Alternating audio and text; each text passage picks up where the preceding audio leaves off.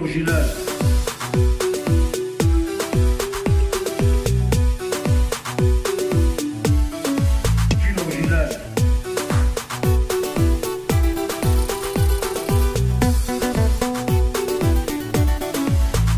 Des bandes à London TV.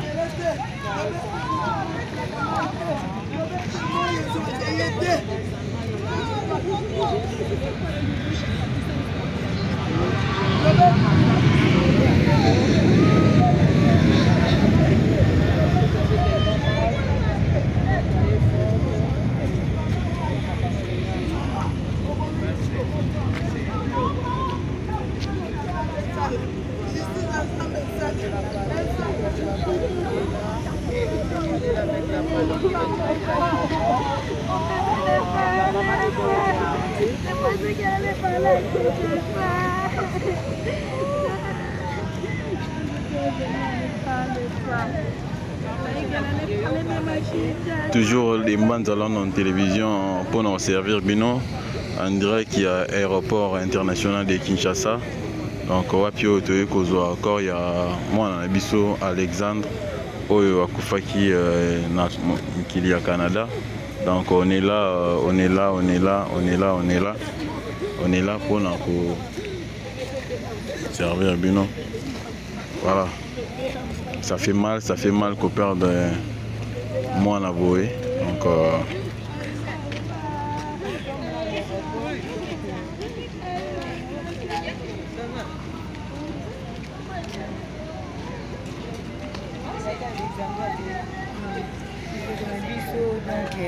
maman Claudine expliquait que son nom vous a relation avec Alexandra que maman.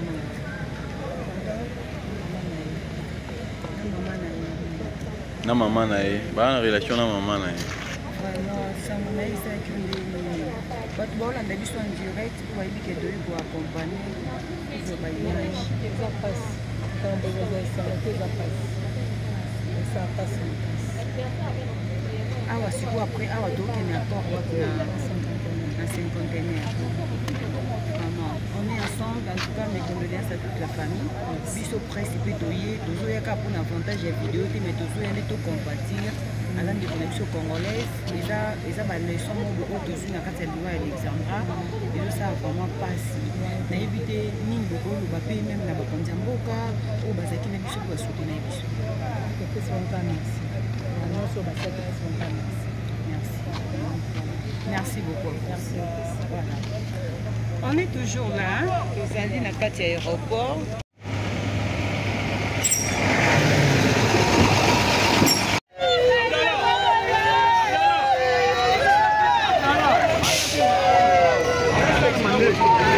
D'ailleurs, tu as un peu de film maintenant.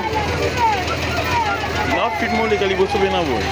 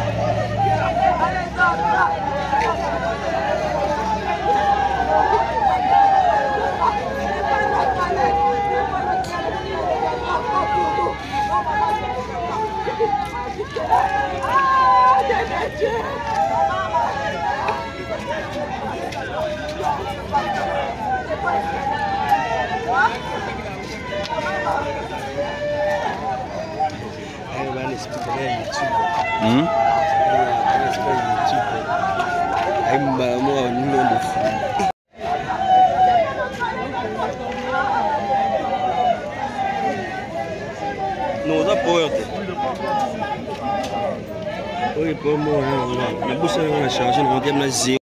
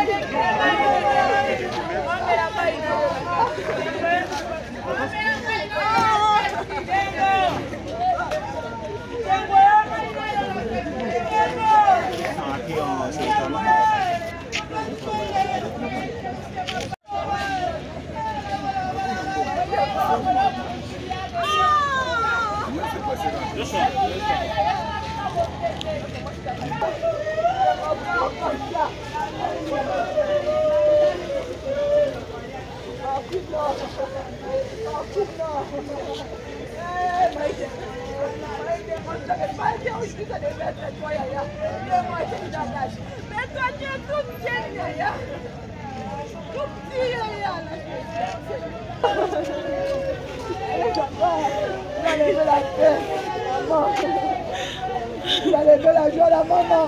Je dis à mon lit. Ce n'est pas notre Alex. Il y a beaucoup d'Alex.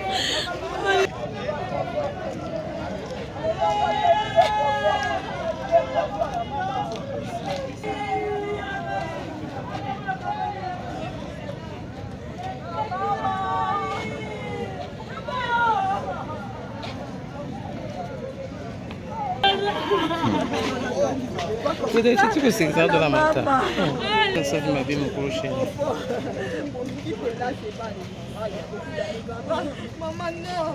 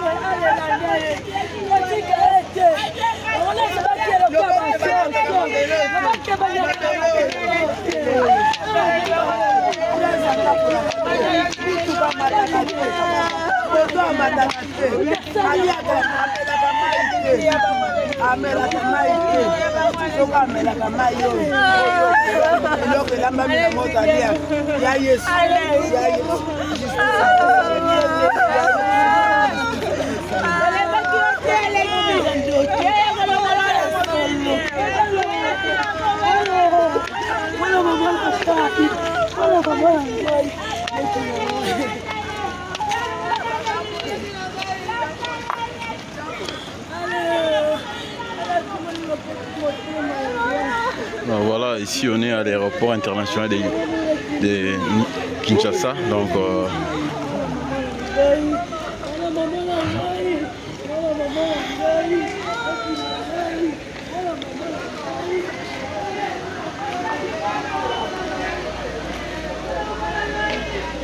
Partagez la vidéo, abonnez-vous aussi dans notre chaîne des Mbanza London Télévision pour ne pas rater nos prochaines vidéos. Le lot au Sali Live T, on a pas mot technique, donc il y a un autre Sali Live T. Mais je crois prochainement, pour on a des beaux messages dans le biseau, topé Sarabino, information en temps réel.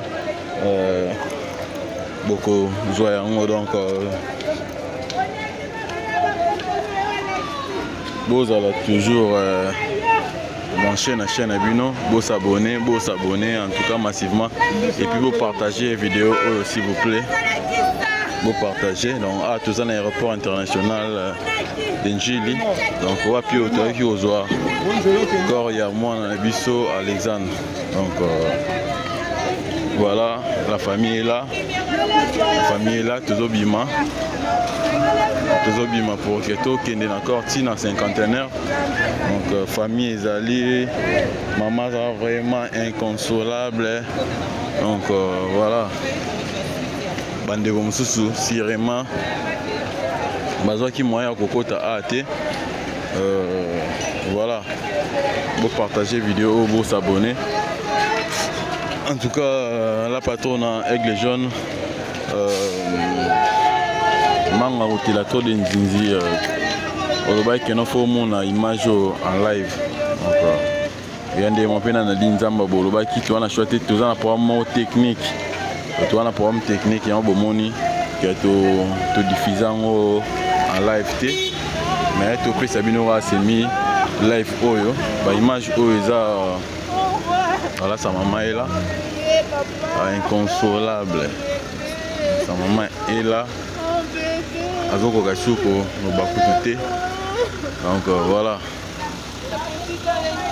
toujours qu'il y a des cinquantenaires abonnez-vous s'il vous plaît abonnez-vous à la chaîne Abino de Mbanza London Télévision wapi bon messana kozwa ba événement en direct vous s'abonner massivement vous s'abonner puis vous partager vidéo oyo bolela na ba o bazo lela ndenge biso tozo lela pena ba o bazo bazar kolela. Là, Théo s'est dirigé vers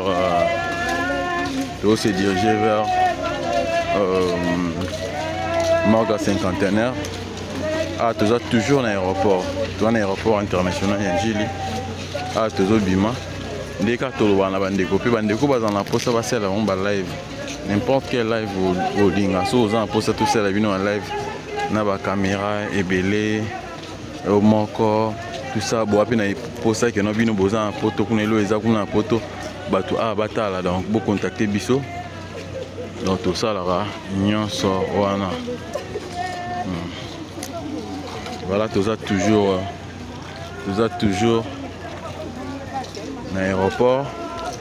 Donc, toujours qu'il y a des cinquantenaires, Morga cinquantenaire. Voilà.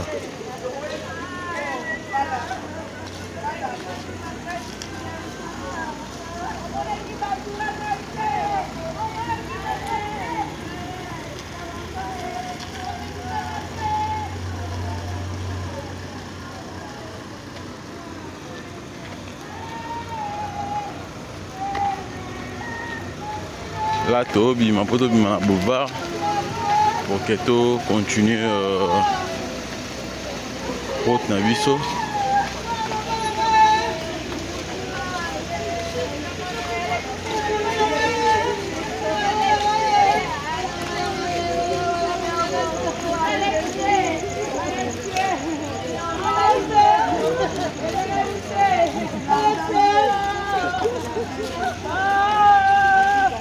Gilles.